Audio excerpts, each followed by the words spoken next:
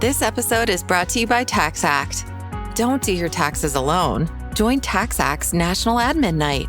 Admin nights are social gatherings for getting through your to-do list. So get ready for a night of fun, finding deductions, and filing taxes with TaxAct, where you can file your federal and state return for just $49 through April 8. Let's get together and get them over with. Visit taxact.com/admin-night for details.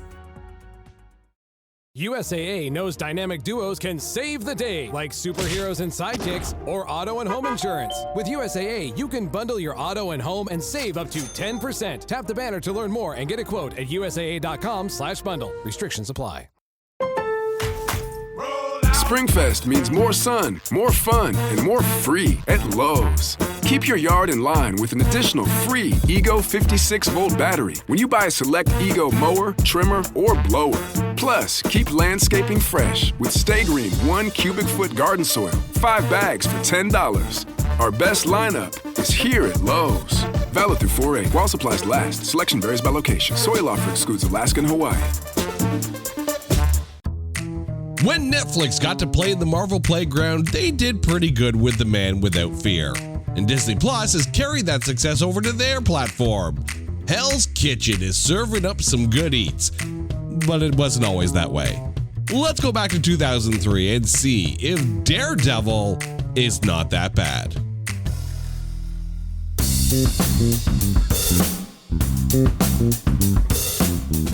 Welcome, one and all to It's Not That Bad, the podcast that looks for A grades in B movies. Hello to all of our listeners in Sydney, Nova Scotia, and around the world.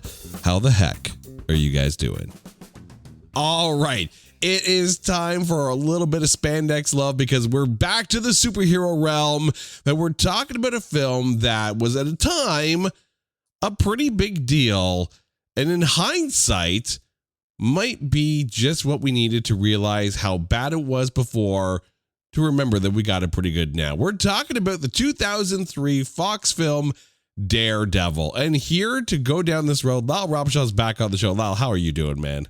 Oh, Jason, I've been waiting for this one a long time, as you very well know. Oh, yeah. This is up there for my most beguiled movies.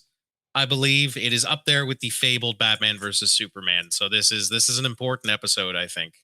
Well, if I remember correctly, Batman Forever, when you came on the show, that was, a little bit of trepidation, but you still kind of enjoyed that film. Going back to this film, Daredevil, was it still with trepidation, and how have you come out on the other side in one piece? I came out on the other side in one piece because I knew getting into it exactly what was going to happen. Like, I knew what I was getting myself into, because this is one that even when I was a kid, I looked at it and got through it, and I was like, what the hell was that? It was in the craze of superhero movies back when things were first starting out. Like you said, we didn't know how good that we have it now, because look how bad it was back then. So when you got the license to do something, I guess the strategy was just, we have to throw as much into this as we physically can. And that's what this movie felt like, even when I was a kid and the quote unquote target audience. It was just too much going on. Oh, yeah. And combined with what Fox and Sony were putting out at the time, like obviously you had the Tobey Maguire Spider-Man films out, you had the X-Men films out, and you also had the first 2 Blade films already out. So Marvel was already cooking with some live action goodness going on. This started a trend, though. Better or for worse, it did start a trend. It did. It started I don't want to say cookie cutter, because I don't think that's the right word, but it started the trend that would get you the Fantastic Fours, and that would get you the Ang Lee Hulks, and would get you here's the license, go crazy, throw as much as you can at the wall. People are going to come to see it because it's spandex, so we're going to make money. Thankfully, that died out, and there was, a brief resurgence of we have to actually take this with a grain of salt seriously now, moving us into the MCU as we know it today. But back then, this was truly, when this movie came out, the exact Wild West of superhero movies, when anyone could make anything for no money. Which can be for better or for worse. But we're going to get into the film. We're going to deep dive into it. But before we do, it is time to take Daredevil and trailerize it. From the bowels of Hell's Kitchen comes a gloomy Marvel turd that was less a transition from Fox's mutants to street-level hero, and more transition from Bennifer V1 to Bennifer V2. Matt Murdock looks to keep the creeps off the streets of Hell's Kitchen, all while attempting to stalk and coerce Elektra into liking him. Maybe clean up your own playground first, Matty. But between ducking projectiles and bad puns from Bullseye and trying to bring down the Kingpin lies the futile attempt of keeping Coolio out of trouble with the law. But at night, Matt becomes Daredevil. Basically Batman, but with less cape and a self-care float tank where he rises every morning like a freaking vampire. Honestly, I mean, why do you order a sensory deprivation tank like that? Temu? Did he have it mail-ordered? Did someone have to set that up for him in his pseudo-villain lair? Because let me tell you, that looks like a villain lair. Oh, Fox, you tried so hard. Ben Affleck is Daredevil, rated PG-13 for post-grunge soundtrack. I'm so glad you touched on the sensory deprivation tank. Because it did. It looked like a freaking sarcophagus that it opened up. It looked like he purposefully, because first of all, this is what I always like when you see these over the top like layers. It's like you had to get someone to deliver this to your house. Like somebody had to bring this in. You're not bringing this up, your 3 flights of stairs in your New York apartment and putting this in there. Someone's delivering. Yes, who ordered the float tank that's made specifically to look like a metal coffin? Mm-hmm. Like, why did you do that? Like, why it didn't have a logo on it? It came like that, all rusty. Like, yeah, you are not getting this from IKEA. And even so, Matt Murdock is blind. IKEA don't put their instructions in Braille. I'm sorry, no. They don't. And it's so strange to me that a person like Daredevil wants to get into a sensory deprivation tank. That doesn't make any sense to me. Actually, the sensory deprivation tank actually does make sense because his whole thing is that he's sometimes overwhelmed by all the sounds that he gets. Sense. Yeah, exactly. With the radar sense. Okay. So I can appreciate the idea of the sensory deprivation tank. I cannot get behind the metal sarcophagus look. Yeah. Yep. And the always having like 4 or 5 different just hanger hooks with the exact same uniform and the exact same billy clubs and the exact I never understood that either. I don't get what, like, just have a box of them. Why are they all the exact same? Oh, man. Oh, look, I'm using my Wednesday nunchucks. Yeah, they're all like got little engravements with like the devil angel flip side. They also have the days of the week. Oh, Fox tried so hard. All right, did. Let's get into who is in this movie. The movie stars Ben Affleck, Jennifer Garner, Michael Clark Duncan, Colin Farrell, Joe Pantoliano, Jon Favreau. Yeah, that Jon Favreau. David Keith, Ellen Pompeo, Coolio, Eric Avari, and Derek O'Connor. Now, the almost starring is so interesting for this film. This one is probably one of the more legendary superheroes almost starring because they really thought this was going to franchise. They tried to. There was a franchise like spin-off of this movie. Like, yeah, we talked about that one already. Mm-hmm. All right. So let's get into who is either offered the role or under consideration for the main role of Matt Murdock himself. Guy Pearce, Matt Damon, Leo DiCaprio, Ryan Reynolds, Colin Farrell, Matthew Davis, Edward Norton, Patrick Wilson, and Vin Diesel, which is interesting because of Colin Farrell, because he, of course, became Bullseye. But at one point, Affleck was originally up for Bullseye. So it's almost like they're like, no, I want that suit. So let's just swap. It's strange how many of them would end up under the Marvel umbrella anyway in some way or the other. Oh, yeah. Like, and the strangest part about it is the one that makes the most sense out of that list to me is Edward Norton. Oh, my God. I can totally see that, too. I can definitely see Edward Norton playing a super tortured Matt Murdock like lawyer. I could definitely see that 100%. Vin Diesel? What? That doesn't make any sense. Right? And Leo DiCaprio? Like, I'm sorry, but yeah, no. Leo doesn't look like a superhero. I don't think there's any superhero character that Leo could do and make me buy it. He doesn't have the look. I don't know what it is. In the role of Elektra, listen to this, because this is an insane list of people who were under consideration. Stana Katic, Kate Winslet, Jerry Ryan, Nicole Kidman, Penelope Cruz, Selma Hayek, Natalie Portman, Lucy Liu, Jessica Alba, Katie Holmes, Mia Maestro, Rona Mitra, Jolene Blaylock, Monica Bellucci, Eliza Dushku, Nev Campbell, and Natasha Malth, who ended up playing Typhoid Mary in the Elektra film. That's insane. Penelope Cruz would be bang on. I would think so, yeah. I think Penelope Cruz would probably be the one. Honestly, I loved the performance that we got. We'll get to that. But like, I don't think it was the actor. No. That was the problem here. No. I don't think it was the actor in any situation here that was the problem here. I think it was more of a script thing, but we'll get to that. Yeah, I mean, I like the idea of either Rona Mitra or Jolene Blaylock. They would have been fantastic. Yeah. I don't know. Penelope Cruz just immediately jumps at me as like, she kind of already has the look. Like she has the look of Elektra from the comic books. So I don't know why I've never made that connection, but that's kind of like a perfect casting. Yeah. And it was like the fourth or fifth one you said. And I was like, no, that's perfect. That's bang on. I mean, even Natasha Malth, who was Typhoid Mary in the Elektra film, I could see her as Elektra Nachos. Definitely. I think it's because like a lot of Elektra's villains are also like the femme fatale thing. So I think it's one of those, you could almost take the rogues gallery actors and shuffle them around with the heroes in that situation as well. Yeah, there's only a couple here where I just don't see it. Like Jerry Ryan, I don't see it at all. No, agreed.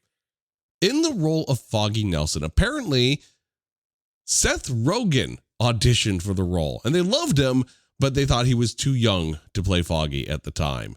I think that kind of makes sense because like they're practicing lawyers, right? So that would mean they would have to be through law school, the whole 9 yards. Yeah.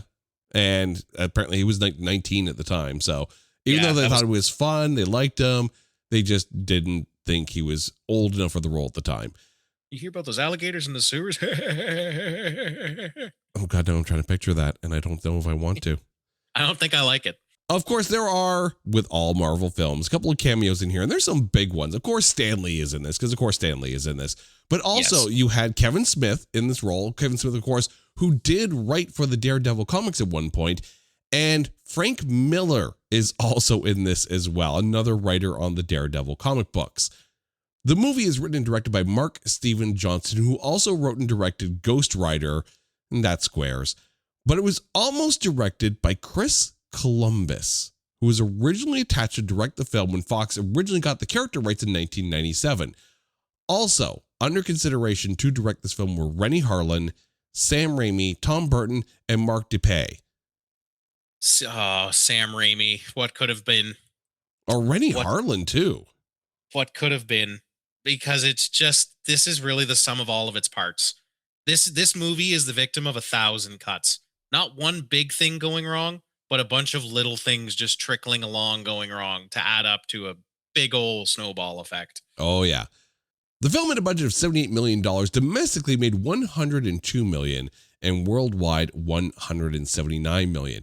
When it debuted on the February 14th President's Day long weekend in the U.S., debuted at number 1 with $45 million. The only other debut that week was The Jungle Book 2, which debuted at number 4 with $14 million. Because apparently that's what you do on Valentine's Day. You go watch Those Daredevil, are your two options. or you go watch. I mean, the rest of the movies in the top 5. How to Lose a Guy in 10 Days. Okay, you know what? It's Valentine's Day. Yeah. The 8th week of Chicago. That's a carryover. I'm not counting that as a Valentine's Day release. But you also had the 2nd week of Shanghai Nights at number 5. That's amazing. That's a great Valentine's Day weekend. If you just want to go see all the movies in theaters right now, you get a great little bang for your buck there. I'm often fascinated by what movies debut on the Valentine's Day weekend. Like Daredevil doesn't scream a Valentine's Day movie to me, but then to the same token, the 50 Shades trilogy was like debuting on the Valentine's Day weekend. So it's true. Yeah. It's true. One of these days, I'm just going to go through like every year and find out what was released on the Valentine's Day weekend and question moviegoers' choices. There's usually a horror movie in there too, right? I know there's a bunch of horror movies that have purposely, as part of the marketing, been like, it's coming out Valentine's Day weekend. Like, because I don't know why people think that's a cool date idea to go to a horror movie. I mean, the horror movie kind of makes sense to me, you know, like get all scared, snug up, hold onto the arm with the hand. Yeah. 50 Shades? Not so much. Not so much. No. Yeah. Do you like love? You're not going to for long, are you? Whew. Both very famous for the practical effects, but in very different ways. Right. But both had some kind of whip and stick. I don't know. And so does Daredevil. Right? This film did get some good accolades and some not so good accolades. At the 2003 MTV Movie Awards, Jennifer Garner won for Breakthrough Female Performance. Colin Farrell was nominated for Best Villain but lost to Davey Chase in The Ring.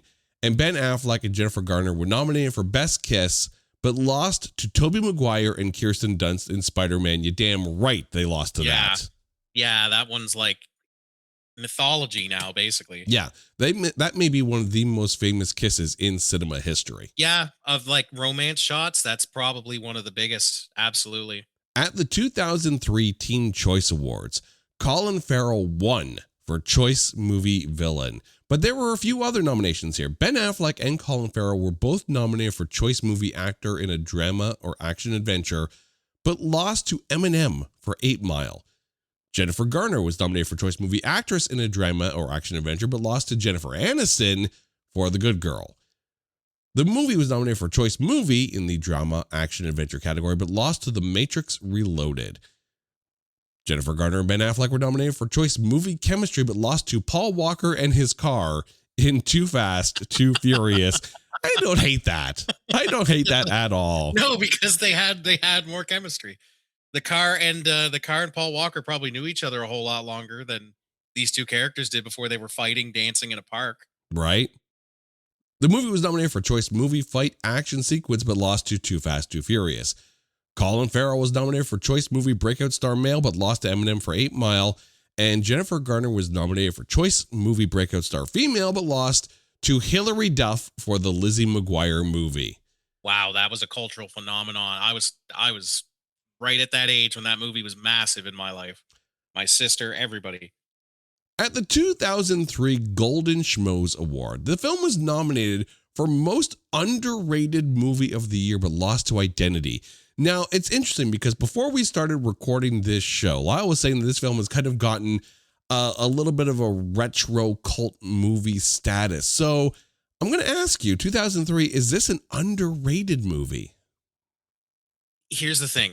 I have thought a lot about this because the last time I watched this movie to the time I went back and watched it, I kind of had a whole new appreciation for it because the last time I watched it was at the peak of my comic book reading fandom. And I'm going to get into the comic book nerd weeds here. The last time I read this was during watched this movie was during a really good Daredevil run that was done by like Chip Zdarsky, I believe, was the writer. And it's generational, but it's not this kind of Daredevil. This kind of Daredevil, the super sad, super brooding, everything sucks. That was a legitimate era of Daredevil. So I think that's why this has this cult following, because the people that like super dark, super depressed, like everything's in a blue filter Daredevil, they like this because it's not a bad interpretation of that character. I still don't like it because it's not the Daredevil that I read. I had read a very more upbeat version of the character and not one that was fighting angels and demons. So I'm going to say no, it's not underrated. It's a bad superhero movie, not just because of my personal bias, because of many things that we'll get into between like the characters being wrong, the romance not hitting like it should, the villain kind of being half baked and then turning out to be a different villain at the 75% done mark in the movie. So no, I'm saying it's not underrated. This is not a good movie. This is not a good superhero movie or a good movie. Well, 2003 wasn't exactly the best year for Ben Affleck for the movies either, because you had this, and then of course you had Geely and Paycheck. So at the 2003 Stinkers Bad Movie Awards, Ben Affleck won for Worst Actor. He also won for Worst Actor at the 2004 Razzies, but then at the 2010 Razzies, Ben Affleck was nominated for Worst Actor of the Decade. Wow. Now listen to these movies though, okay? This, Geely, Jersey Girl, Paycheck, Pearl Harbor, and Surviving Christmas. Yeah, you know, when you line them all up next to each other and you remember that they all did come out that close together. Yeah, I see it. I'll defend Jersey Girl. We have defended Jersey Girl. You'll defend Jersey Girl. Of all of those movies, you'll defend Jersey Girl. I think more so for the supporting cast in that film. Didn't that win like all of the Razzies ever. Didn't that win like everything? Yeah, but did it not also have George freaking Carlin in such a Yeah. gem of a role? But you know what though? Isn't that perfect for him though? To have a bit role that everybody loves in like one of the most but like crapped on movies ever. I think it was crapped on more so because, of course, this is peak Bennifer with J-Lo. And of Pop course, culture was kind of tired of it at this point. well, so, pop culture was so happy that she died early on in the film. So yeah. we've covered that movie on this podcast already. We do. I don't need to say spoilers like a mofo. You've already listened to that episode. You know you did, dear listeners. You know you did. But he lost to Eddie Murphy. And when you take a look at this list of movies, some of them we've covered on this show, like The Adventures of Pluto Nash, Norbit, but also I Spy, Imagine That, Meet Dave, and Showtime. Whew. I liked I Spy. I'm going to go on record right now and say that I liked I Spy. I've watched Norbit. I'm willing to list Eddie Murphy as the worst actor of that decade. And Adventures of Pluto Nash, like, come on. Yeah, that's barely a movie. No. That is barely a movie. But the reason why we are here, of course, are the critics. Over Rotten Tomatoes, the film has a tomatometer of 42% and a popcorn meter of 35%. At IMDb, 5.3 stars out of 10 for a 53% score. Metacritic, a Metascore of 42. Letterboxd, 2.2 stars out of 5 for a 44% score. And at the movie database, 53%, giving this film the aggravated aggregate of 44.83%. But when you take a look at some of the initial hate that this film got, 44.83% seems generous. No, you're right. When this came out, it was a pretty almost immediate. Like it hit the ground with a flop.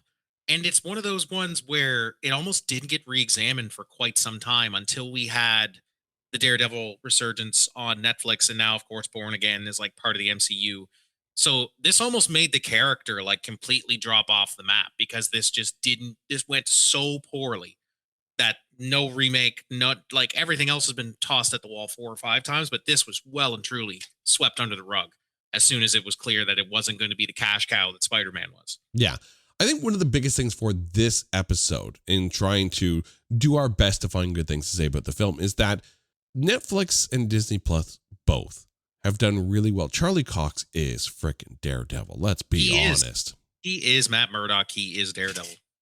You know, you get a much more grounded, much more street level hero out of the, for lack of a better term, the Netflix verse.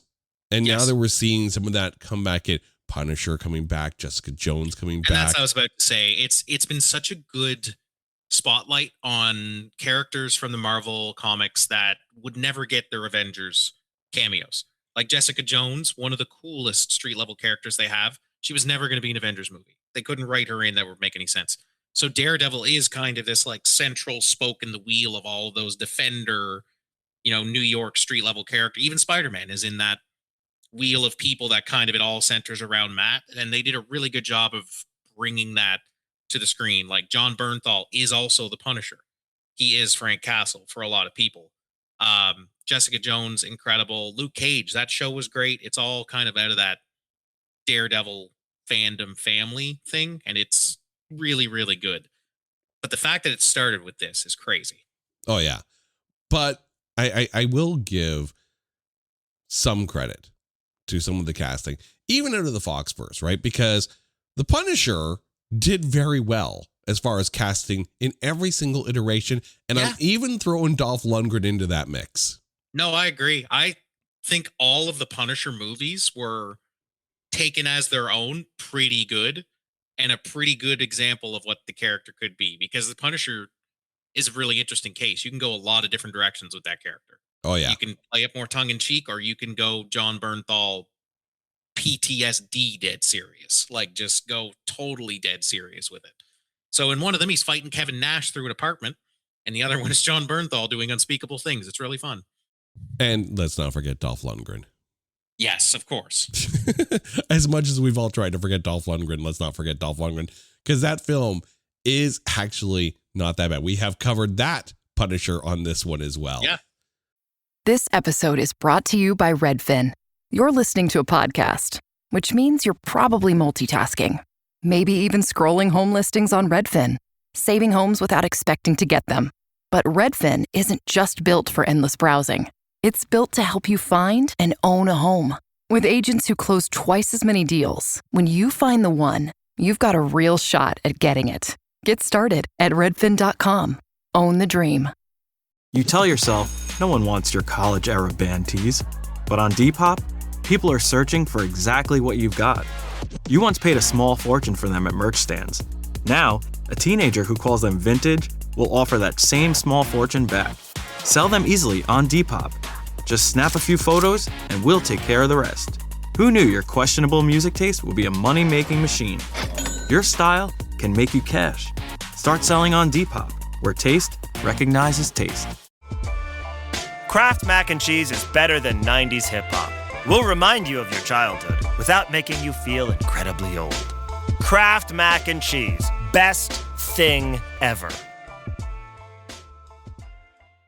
All right, well, let's get into the breakdown here. Of course, we have to start with Ben Affleck as the titular Daredevil. Your thoughts on him? See, the problem is he looks the part. That's the thing. If you don't, like, no dialogue, no nothing, if this movie gets released this year, and you're like, Ben Affleck is playing Daredevil, even still to this day, I'd be like, yeah, that tracks. Ben Affleck looks like a lawyer from New York. Like, he looks like somebody, he plays the blind thing really well. Like, when his glasses are off, they pay very good respects to people, I think, with, in terms of blindness. They show off a lot of things in this movie that, like, those people use in their day-to-day lives, like the coat tags that are hanging off that says what color. And, like, I think that's really interesting that they do that kind of stuff, and he plays it well. It's not his look. It's Daredevil being way too over the top. Mm-hmm. It's not a reserved performance at all. Like, with him and Elektra, they meet, and like 15 minutes later, they're like combat boxing on a dancing around kids at a park. Like, that's just not something the character would do. It moves 1,000 miles a minute, and it kind of just, Matt Murdock, he's really good, but Daredevil, it's just too much. Is this, and it's kind of funny because of course he is Batman as well. Is this one of those things where you can have someone be a really good Daredevil but not be a good Matt Murdock, and then vice versa? I think that's the problem when you cast anyone for a superhero movie. When you cast anyone as Batman, when you cast anyone as Spider-Man, are these people going to be a really good Bruce Wayne, Peter Parker, and not so good a Spider-Man, Batman, or vice versa? Because trying to get someone who can do both is really difficult. Like, look at Robert Pattinson, who just did Batman. There's a lot of people say fantastic as Batman. They didn't like him as Bruce Wayne. Tom Holland is the rare one where they're like, he's both. He's Spider-Man and Peter Parker. So I think that's what happened here, that, Ben Affleck, amazing Matt Murdock, good scenes as Matt. But whenever he was in the Daredevil costume, it was just like, it felt like I wasn't watching a Daredevil movie. It felt like I was watching a black suit Spider-Man movie, a slightly edgier Spider-Man movie. I mean, you could also make the argument for, like, the Superman, right? Obviously, Christopher Reeve is kind of like both. He's good at both. But I mean, David Cornsweet, I find to be a better Superman than a good Clark Kent. Yeah, I think there's something, you can go through every casting of every superhero movie and do this, because there's very few people who manage to hit that middle. Like, I'm even trying to think of Michael Keaton was a really good Batman and a really good Bruce Wayne. I think you have to also give credit where credit is due in Christian Bale. Yep, Christian Bale. But I will say that he's the one that played the Batman to the Bruce Wayne as close together as they've ever been. Like, I don't think that, yeah. Yeah, like when he wasn't as differentiating from the two, and there was times where he was almost rubbing it in people's faces that he was Batman, and we're getting on a whole diatribe here. No, that's what I think happened with Ben Affleck's performance here, is that he was a good Matt Murdock, and the Matt Murdock bits weren't bad. But it's when you get into the superhero-ness that it goes to just ridiculous levels of, like, moving the plot forward way too fast and throwing too much in, to the point where nothing gets its chance to shine, because it's still, you're trying to catch up with this character as he's moving on to the fifth thing. Yeah. But I also think the biggest problem with Daredevil in this, and this is not against Ben Affleck because he's not the one who's actually leaping from bar to ceiling to roof to wall to whatever. Like, this is some Catwoman level bad CGI of Daredevil swinging around. It's bad. There's that shot. The one I remember the most is when the father gets assassinated, when Elektra's father, spoilers everybody for an incredibly old movie, and she looks up to the top of the scene and it's just him doing the strangest like QWERTY run I've ever seen in my life. Some of the CGI is terrible, terrible. But there's one part of the CGI that I do want to shout out, because I think this is the best example of Daredevil's radar sense that Yes. we have ever seen. I think this is better than some of the things Disney's done with it recently. I love how it shows it like he gets full detail, but he doesn't get full detail. So he can see, but it still leaves it open for him to have struggles. Like later on in fights, when like somebody rings a bell too close to his head, that vibrates his head. So now he's got like double vision. He can see like 8 of the thing he's trying to grab because his head's all rattled. I think that's really interesting. I think that's one of the things CGI wise they did really well. Yeah. I think the radar sense was great. Yeah, it took them a while to get that sonar vision kind of look to be perfected. Because it's a difficult thing to even explain on paper, right? Like that's why comic books are such a great medium. That's almost something you have to be able to see it from the character's eyes. So that's why the comic book is so useful. You would have a very difficult time describing that in just a prose novel with no pictures. Because you're a comic book nerd and because you're a video game nerd, nerd of all traits here, I'm going to throw this question at you because I'm genuinely curious. Do you think of anything this film inspired the whole Batman vision in the Arkham Asylum games?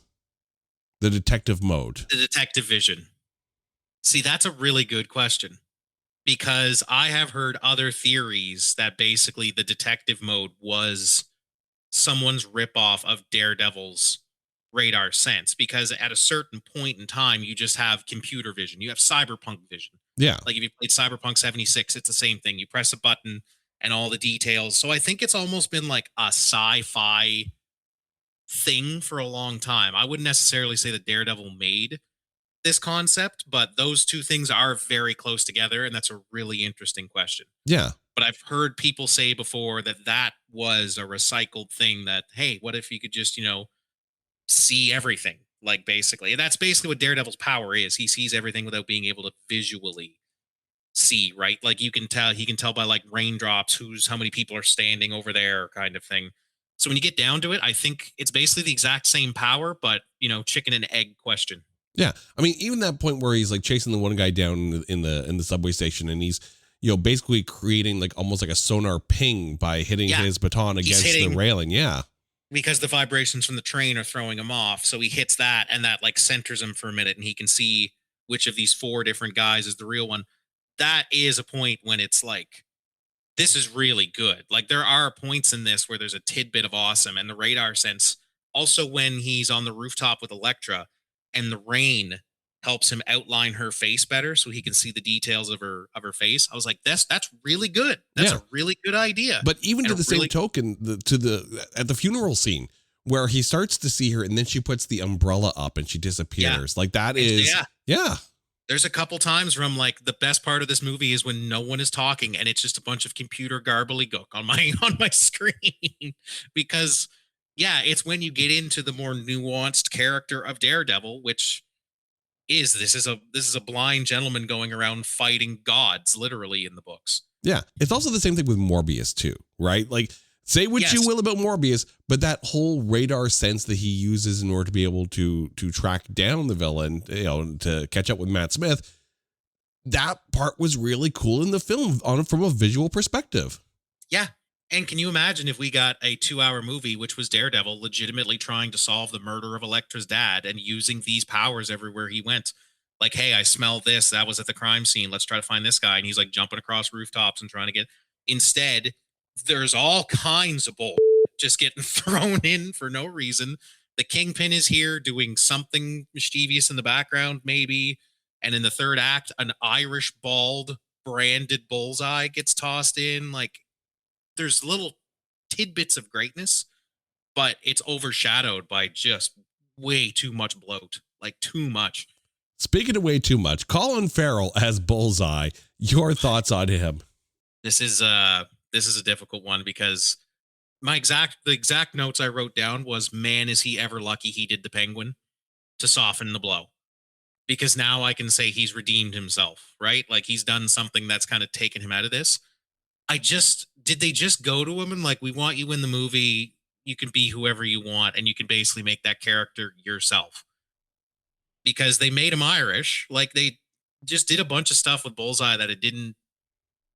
Why wouldn't you just use another different throwaway character if you wanted to make this many changes?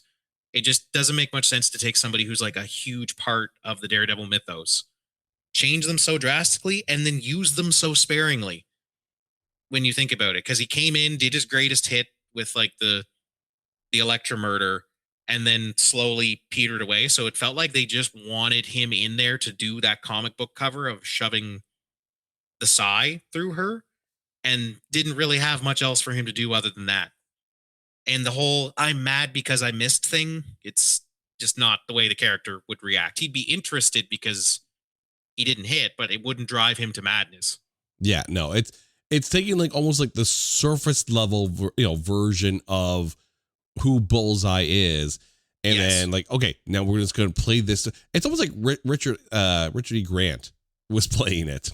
Yeah, it felt so much like, okay, you got Bullseye, here's Bullseye, and he's gone. Like, there you go, you got Bullseye. It's, yeah, for a character that, again, if you've watched the Netflix series or any of the series out, you understand how much of like a super calculating villain Bullseye is, and how the intellectual side of things is almost the scariest part about him. So to see him get taken down to like a crazy biker guy that has a head scar, it's just, yeah, it does not hit at all. Yeah, the 2000s weren't really subtle, were they? Not at all. Not at all. He was wearing snakeskin trench coats. Like, yeah, just insane. Yeah.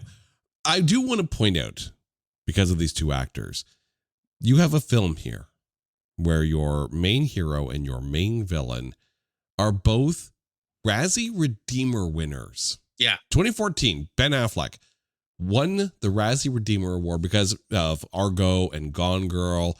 But of course, we're talking about a guy who was also nominated for Worst Actor of the Decade. So Ben Affleck, Redeemer Award. 2022, Colin Farrell won the Razzie Redeemer Award because, of course, the Banshees of Inisherin. So there's good acting available. You just have to get there.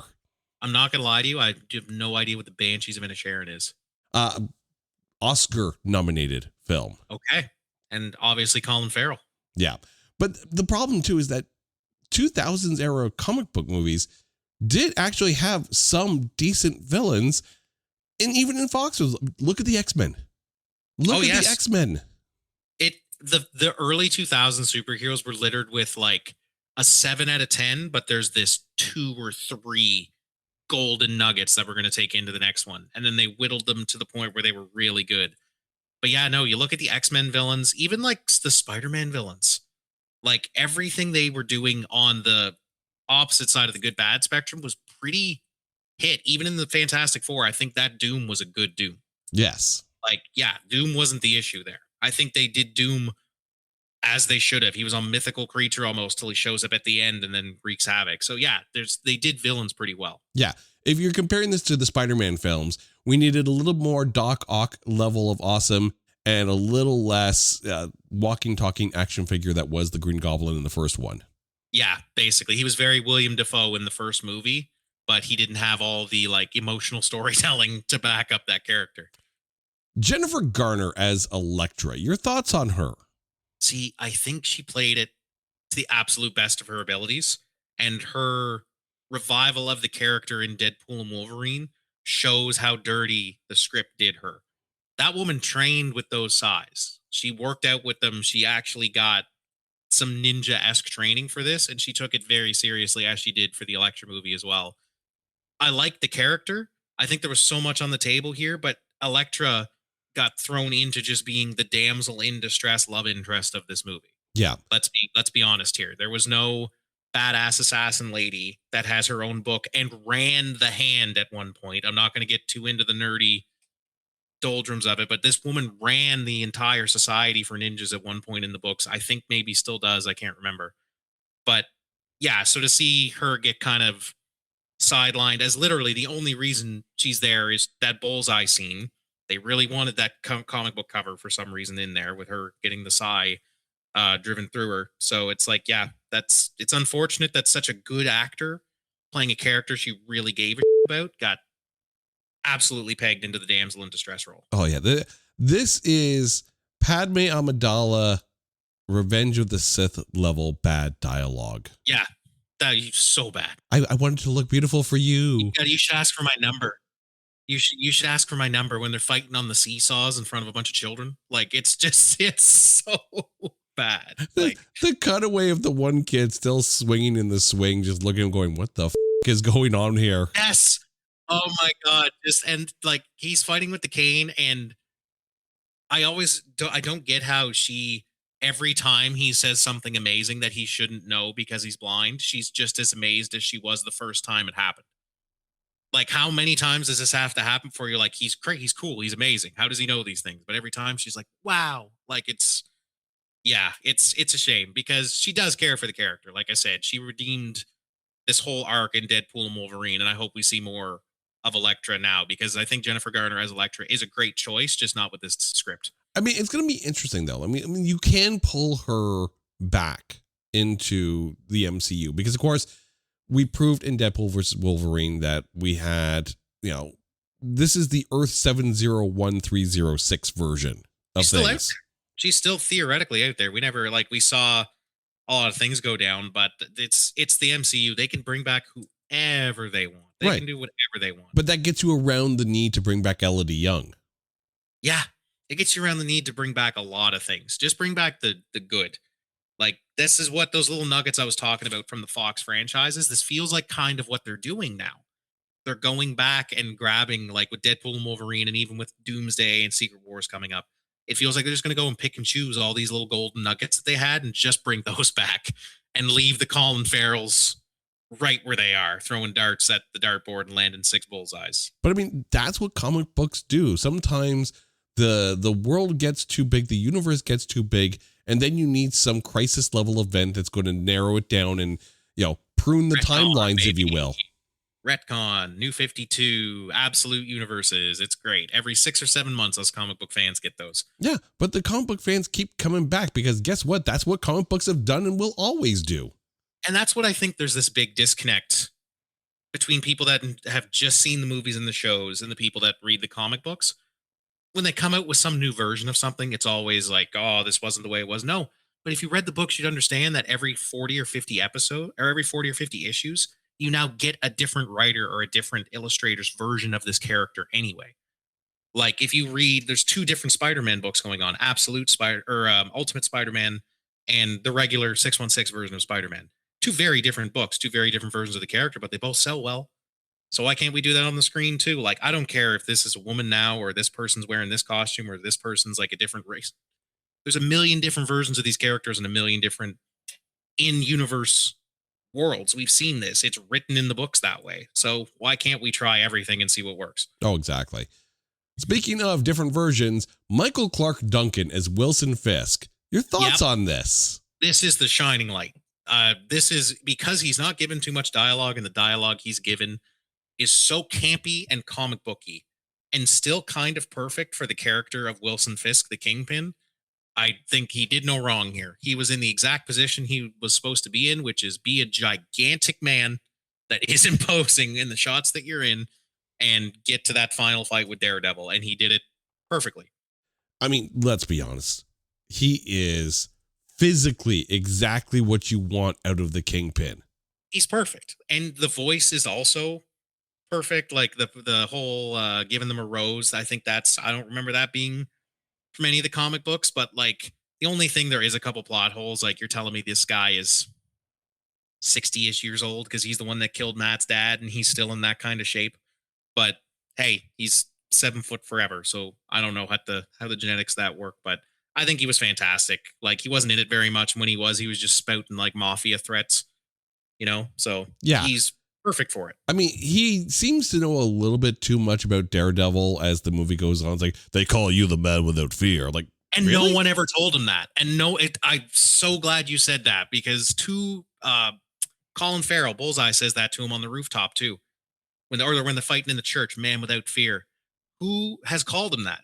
There's like Urich hasn't wrote his article yet. Nobody has said that publicly. So how do they all know his nickname? Like, does he have a WhatsApp chat going on? Like, right? It's not like he's spray painting Man Without Fear on the. Fear, yeah. I mean, yes, he's doing the whole little wannabe crow DD on the. Yeah, but oh my God, that's so stupid. That's not how gas works. That's definitely not how gas sits. Like, it's not just going to sit in 2 circles. Like, it would just set everyone in the room on fire. Yeah, like is he literally, dragging a D into the cement just so he can pull off that on the off chance that someone's going to happen to have a cigarette nearby? Yeah, really. That was so stupid. But again, that's another instance of there's 4 or 5 different times where they very much just want a comic book image to be in the movie. And that's one of them. That's a very famous panel from a Daredevil book, is him lighting up the DD on the floor. Same with Bullseye and him fighting in the church.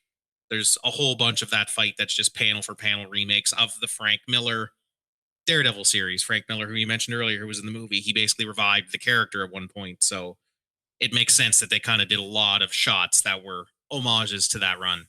And the funny thing is, and maybe I bring this up because I love the series, but B, it's just one of the things where there are a few parallels to it, in that Cowboy Bebop, you have the thing with the Rose being left behind at the Destiny kind of thing. You have the fight in the church between Vicious and Spike Spiegel. There are a lot of parallels between Daredevil and Cowboy Bebop, and it's fascinating to kind of go back and take a look at that. And that animated series came out in 1998. That is really interesting because I've never seen Cowboy Bebop, but I'll tell you what, I'd love to see an anime version of Daredevil. Oh, I mean, there were, and they just came off of Prime Video, so unfortunately I'm going to have to wait for a bit Marvel animes. The Marvel anime ones, and they were really well done. They are weird little missed bits of history that are actually extremely good. The X-Men one is very good. Yeah. The X-Men one is very good. But even the Punisher versus Black Widow direct-to-DVD anime style movie is so well done. I wish they put that back on Disney Plus. I think it makes sense though, because a lot of these characters are so very over the top anyway, and anime is a very traditionally over the top art form. Like, your characters are screaming, doing long monologues and stuff like that. And when you think about it, those two things fit together very perfectly because comic books, there's a lot of that too. But yeah, I think like a super dark, like the people that made the Castlevania anime series for Netflix, make me a Daredevil series. I bet you'd do something cool with it. But I mean, also there was a stretch where they had the Marvel Knights motion comic series that had come out, and it focused on some of the smaller, lesser known characters. I mean, there was a Spider-Woman one that came out. It's, you kind of almost wish that they would take this character and go down that road. Yeah, because I think that's the good part about the era of comic book stuff that we're in now. I think everything's kind of on the table. Like, if something gets popular enough, there will be a show. If something sells big enough, they'll toss an animated series out there. So I don't think anything's truly off the table. But let's not do those motion comics again, because that was just a weird idea. You're sitting there watching basically somebody do a PowerPoint or like a Canva presentation on an issue of a Marvel comic book, and it was just strange. I didn't get it. But I mean, there are characters that you could go down that road with. I mean, the fact that they had Spider-Woman Agent of S.W.O.R.D. as one of them is not a bad way to go. Yeah, just because that gets that character out there, right? That gets them into the kind of public mythos a bit. So then you can see, okay, will this work? Maybe they should have tried it with She-Hulk and we would have had a better outcome than that we got, which was maybe one of the worst outings for Daredevil on television. Maybe worse than this. We'll get that. That's a good question, actually. I'll revisit that at the end of this episode. This episode is brought to you by Fandango. People say fans are too distracted these days, but the truth is, when a great movie hits the screen, you show up. You stay glued, invested, part of the story. And without fans like you, there'd be no cinema magic, no shared moments. So head to Fandango.com to get tickets, stream, or rent or buy top movies and series. Fandango loves fans. Refreshing Wild Cherry Cola meets smooth cream. The treat you deserve. Pepsi Wild Cherry and Cream. Treat yourself. K-pop Demon Hunters Haja Boy's breakfast meal and Huntrix meal have just dropped at McDonald's. They're calling this a battle for the fans. What do you say to that, Rumi? It's not a battle. So glad the Saja boys could take breakfast and give our meal the rest of the day. It is an honor to share. No, it's our honor. It is our larger honor. No, really. Stop. You can really feel the respect in this battle. Pick a meal to pick a side. Ba-da-ba-ba-ba. At participating McDonald's while supplies last. Jon Favreau as Foggy Nelson. Your thoughts? I think he was really good, but it's easy to play Foggy because Foggy is the straight man to this mess of a human being on the other side of the table. So it's really easy to kind of, there's people who are better at it, and I can't remember the name of the actor who's done it for the Netflix series. Eldon Henson. Eldon Henson, thank you. I think no one will ever beat He Is Foggy. But Jon Favreau is serviceable here, but he's playing Jon Favreau. He's playing Happy Hogan. He's playing like most everything else that he plays, but it's always funny. And his alligator in the sewers bits get me every time. So I'll give him that. I just find it funny that this is actually a Very Bad Things reunion because the guy who plays Wesley Owen Welch, Leland Orser, is in Very Bad Things. And that film, we've covered that on the show, but you have to watch that film. It's definitely good. But I think I have no idea what it is. I've never heard of this. Oh my God. Just give yourself an hour and a half of a good time. Trust me, you want to go down that road. I need it after this. Right. So. But I think Foggy is the one character that you kind of get equal performances from the current MCU version of Foggy, and then this version. I'm not saying the Born Again one because, he's dead in that one. Sorry, but he is. But whoa, that's spoilers to something more modern. I know. But still, I think hip. Right? The Jon Favreau to Eldon Henson performance line is a straight line. Yeah, I'd say they're about as close as you can get, which is difficult to do in two things that are so very different in tone. But this character's tone always stays the same. Like, even in the books, he always is a straight man. For the most part, to the super depressing Matt Murdock story, it's always Foggy in the background. Sometimes Foggy's in on the depression, but usually he's playing like the funny straight man to bounce all of this nonsense off of. So they both do it very well. Yeah. They do both do it very well. Also a straight line as far as tonal performance, Joe Pantoliano as Ben Urich. Now, obviously we don't go too deep into who Ben Urich is and his background, but I think you get a similar performance as you do in the MCU's version. Yeah. Yep, you do, to a very important character. And I am really happy that this is one of those ones when you get the movie version of your comic book, usually this is one of those characters that gets left on the cutting room floor. Because, the whole crux of the issue is he going to tell the world that Matt Murdock is Daredevil, right? And I think that's one of the better plots going in the movie because they use it sparingly. They don't drive it down your throat like they do everything else. Is he just shows up, gets his little proof, walks away, shows up, sees all this stuff, like sees the murder weapon be Daredevil's Billy Club, but he knows it's not him, walks away. And then at the end, he finally decides, no, I'm not out from this guy. It's better. Like, I think that's one of the better, nicely tied in a bow parts to this movie. Yeah. And the fact that he knows he doesn't have to speak up too loud because he knows that Matt's going to be able to hear him at the end. Because he's on the street, dude's up on the roof. He knows. He knows he can hear him. Yeah. And I think, of the best characters in this movie are the supporting characters, are the ones that you see for a combined total of like 15 minutes. I wonder, though, because we're talking about the MCU here. Joe Pantoliano appears in Wonder Man as himself. So does this movie exist in the MCU now? That's a good question. So Wonder Man, okay, you're going to have to give me 5 seconds to put my nerd hat on. Wonder Man takes place in modern day post-snap. Yep. Daredevil has been said. Daredevil's been around just as long as Spider-Man because I think the timeline is he came around, the Netflix series took place just before Spider-Man became a thing. So I think no, because the movie would have to be too old. The real Matt Murdock would not exist. I mean, so they wouldn't make a movie out of Daredevil like, hey, this guy really exists, is going around saving people. Let's make a movie out of Daredevil. So I just wonder if this is the 616 version of Joe Pantoliano, who's an actual actor, as opposed to the Earth 701-306, where he's basically got Ben Urich's job. So if you came here from Reddit, I apologize for the link sending you here and not to some crazy conspiracy theory. Just like You know what? We can conspiracy theory all day long. Conspiracy a lot of things, and comic book movies just make it so much fun because when they ever cast two actors in the same movie, there's going to be an 8-page document out there that somebody writes that's like, this is how these two things are connected.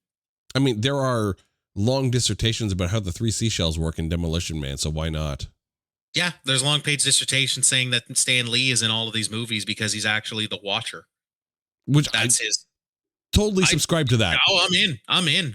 That's headcanon for me now. Like, a major character in the current MCU version of Daredevil, but only a minor character here, Ellen Pompeo as Karen Page. So before she enters Grey's Anatomy and goes on this 22-season run of the same character, she enters Marvel territory.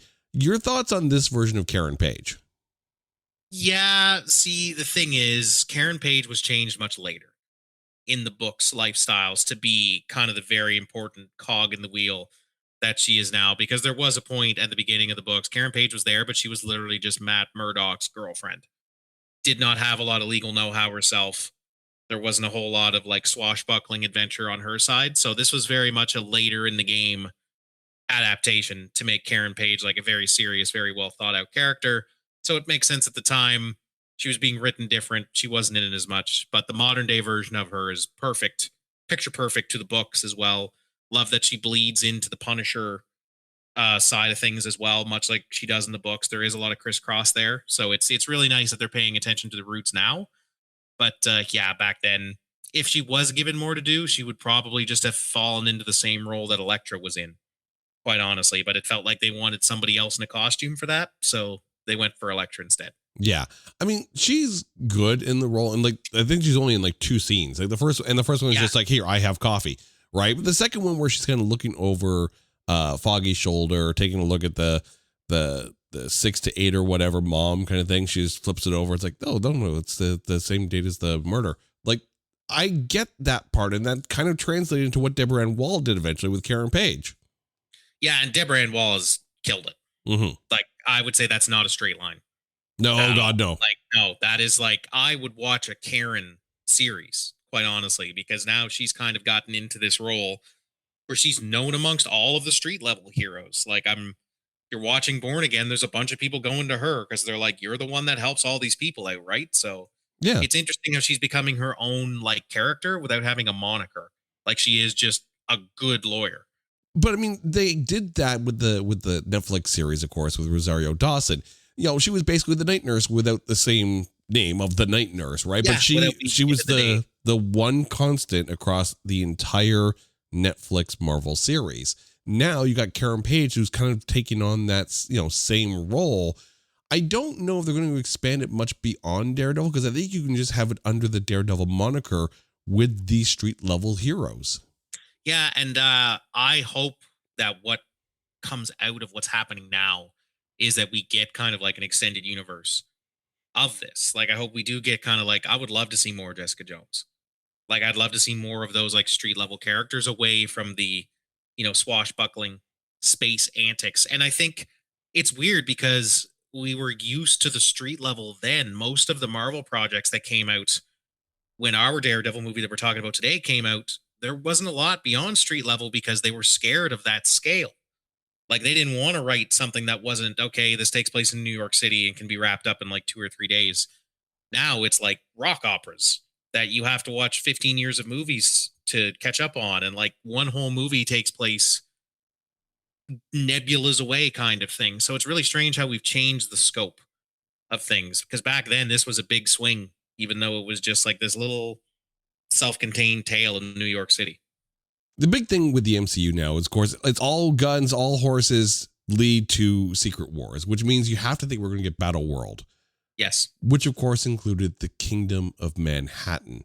So you have to think that building this street level New York section of heroes means that you're going to get all of these characters together in that section of Battle World. Like, I don't know how big Secret Wars is going to be, but you have to think that they're building all these pockets together currently to have your little sections. Oh yeah, it's going to be a cameo festivity. It's going to be crazy because they've kind of already started doing that, right? They did that with Deadpool and Wolverine. They're leaning into bringing a bunch of different timelines together. That's the whole theme of this next phase is Doctor Doom bringing a bunch of things together and then fighting for survival. So I think we'll get that. Are we going to see anybody from this movie? Is my question, because I was asked that when I told people I was doing this episode on this movie. They knew I was passionate about it. And they were like, "Do you think we see anybody other than Elektra?" Ooh, other than Elektra, do you think we see like some kind of nod, like between the two there, like something to acknowledge this movie exists? Because this is a Marvel project that is truly swept under the rug. I would say of all the early Marvel projects, this is talked about the least, I think. I mean, I don't know if you bring this version of Bullseye in. Oh God, no. Obviously, you can't bring Michael Clark Duncan back over. He has sadly passed away. And we miss him dearly. You do not bring in Ellen Pompeo to play Karen Page. We have Karen Page. People would riot because Deborah Ann Wall is beloved. I think Elektra really is the only person you can bring into this. I mean, we still have Ben Urich, right, in Daredevil, at least the availability of. So and I think that's a fantastic thing anyway. I'd say bring this version of Elektra into this version of Daredevil that we have now. And I think that's incredible. And the fact that, Elodie Young has, I mean, correct me if I'm wrong, Elektra did pass away in Defenders. Yeah. So why not bring this version of Elektra in, really throw Charlie Cox for a loop? Yeah, that's true. Like, completely toss him off his game. Like, here's a new version of somebody that you once loved. And I like Jennifer Garner's version of Elektra better. Yeah. Anyway, I do think that, like I said, that she really did a pilot episode for herself in Deadpool and Wolverine. Because I was like, this is a character that deserves the revive. Her and Wesley Snipes, obviously. Yeah. I mean, obviously the Elektra film was widely panned. And when we talked about it on Grading on a Curve, we were like, yeah, it's okay, but it's not really Elektra kind of thing. But I mean, it wasn't as bad as the critics made it out to be. I think this one got a little bit more love from the critics than maybe it deserved, but I think Elektra got a little bit more hate. Yeah, I think that's safe to say, but the reason is because this is an even farther departure from the character. This is a farther departure from, like I said, the badass ninja lady that used to run the organization for Shadow Assassins. She is, a lady that stumbles into a coffee shop, falls in love with Matt Murdock in a day. Her father died. She is the device to move Matt's plot forward, and doesn't even barely put up a fight against Bullseye, which in the books it was a haymaker throwing brawl. Like, it was a big deal, and it just felt like she was a plot device. So that's what sucks the worst about her character in this is, like, great actress, great premise for it, but just terrible writing. The Elektra version of Elektra was better than the Elektra in this film. Yeah, absolutely. David Keith, who played Jack Murdock. So this is Matt's dad in the the early days, little scene beforehand. Your thoughts on him?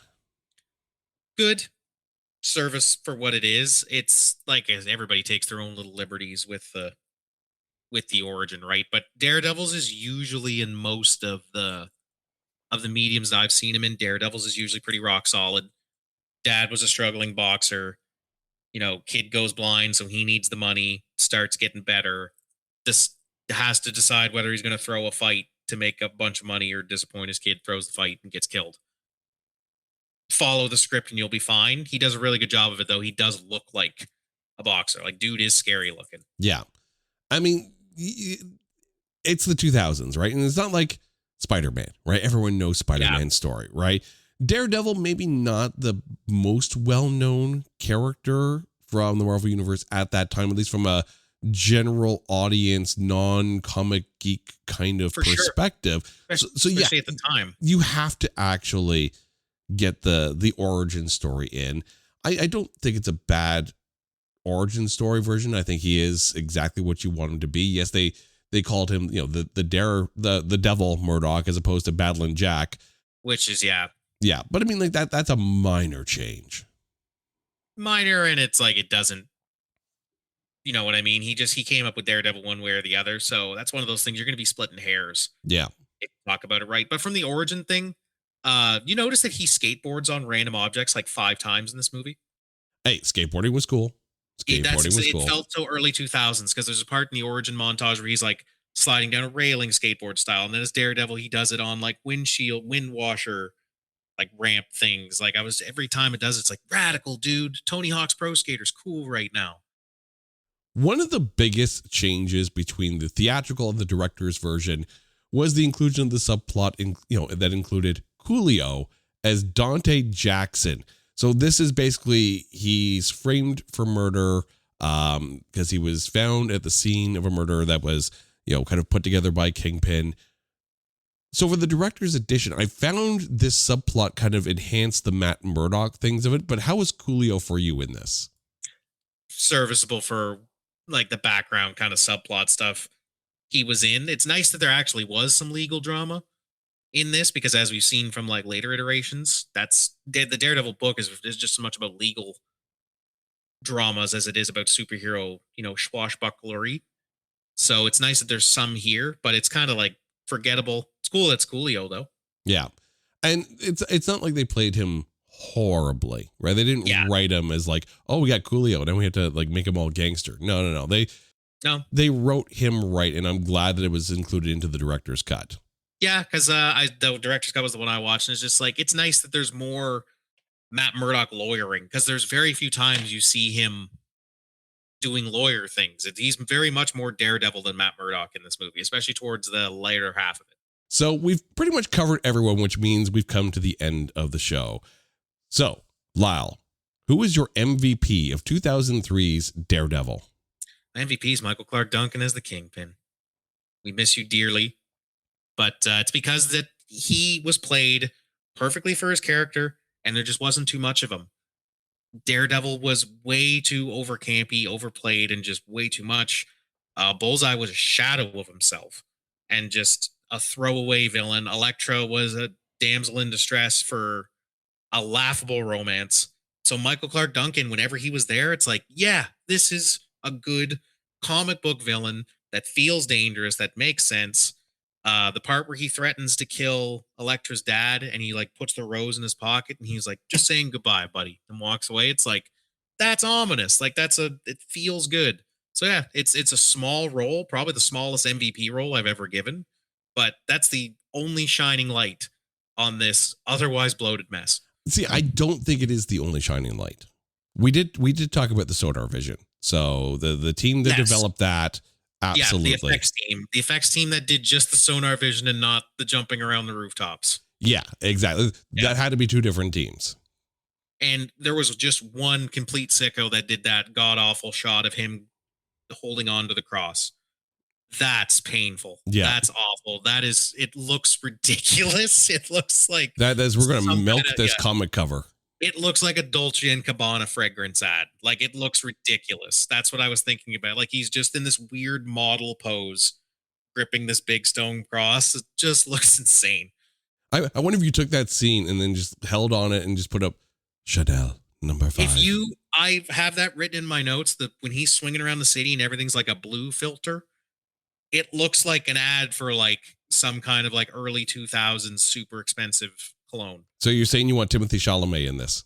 No. Okay. No, I'm not. Unless he's... Maybe. There's a villain named Coyote that makes sense. All right. But no, I'm tossing my MVP.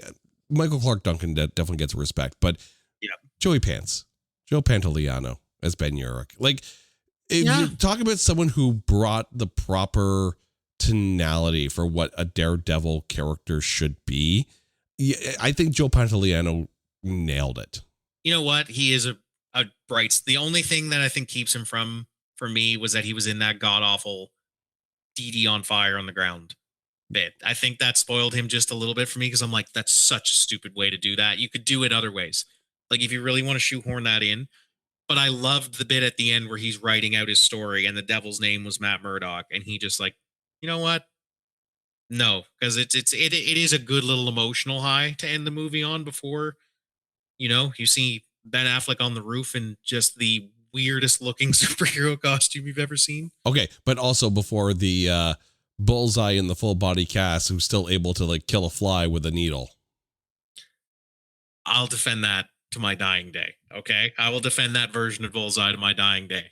In this paper, I will. Even when they cut back to him, all cast up going, Bullseye. You gonna defend that? That was pretty stupid. That whole arc was dumb. But that's this is not as that was better than this. That was better than the Colin Farrell Bullseye. Yeah. This is a serious like this is Jared Leto Joker, but it's just Bullseye's not as popular of a villain. But I think this is that level of butchering. Yeah. All right, Lyle, thank you so much for this. Now, please remind our listeners what you've been up there and where they can find your work out there. Well, I am still working for Anthem Sports and Entertainment, so watch your TNA Wrestling every Thursday nights. But if you like pro wrestling, I also now run a pro wrestling podcast called Sabotage Everything, and it can be found on North Pro Wrestling's YouTube channel. So go check out North Pro Wrestling, and you'll see my pretty face on the podcast. All right, dude, thank you so much for this. And to you, our dear listeners, well, you all know the drill. If there's a movie there that you think is unfairly maligned or is so bad that there is no way in Hell's Kitchen that we can find anything good to say about it, hit us up on social media at NotThatBadcast or go to our website, NotThatBadcast.com. And while you're there, you know what? Go to the Grading on a Curve page. You can actually hear us talking about the Elektra movie on our superhero movies edition of Grading on a Curve. Until next time, he's Lyle. I'm Jay. You guys are awesome. This is It's Not That Bad, a proud member of the Pantheon Podcast Network. Take care.